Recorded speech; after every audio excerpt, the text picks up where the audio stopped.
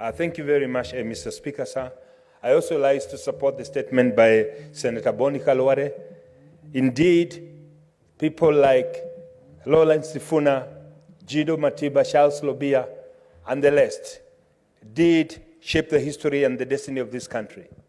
Mr. Speaker, sir, in the spirit of the demise of Lawrence Sifuna, who has been fortunately survived by a very strong politician in the name of Edwin Sifuna, with whom I sit in one committee, his commitment to liberate this country, irregardless of the party position he holds, Mr. Speaker, sir, is something that we as senators are very proud of. Mr. Speaker, sir, having said that, it is also indeed very important that we note there are politicians who need to learn from the likes of Lawrence Sifuna.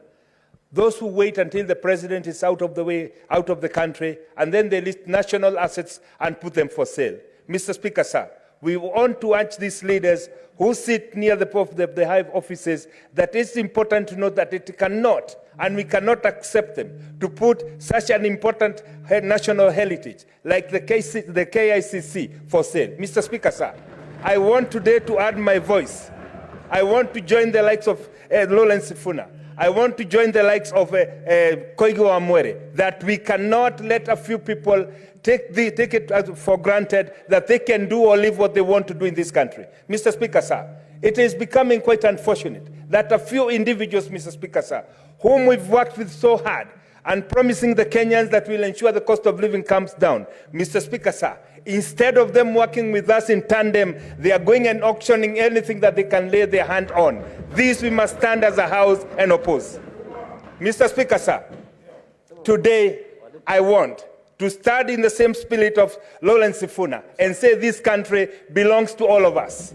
It cannot take our parents so many years to put things where they are today, and then we get to hear, Mr. Speaker, sir, people bought edible oil that is toxic. They spent billions of shillings. This cannot be sold. Mr. Speaker, sir, it is time that we call these people and tell them enough is enough and they must stop. Yes. Mr. Speaker, sir, it is such a moment when we are given an opportunity to reflect on the things that are happening in this country, that we ask ourselves, are some of these people serious? Mr. Speaker, sir, just the other day, I led a statement from none other than one of our colleagues who's been sitting in this house, a Minister of Infrastructure and Transport, saying that centers, cars that have been bought by hustlers, that they should be banned from the road. Mr. Speaker, sir, I ask, are we losing our senses, Mr. Speaker, sir?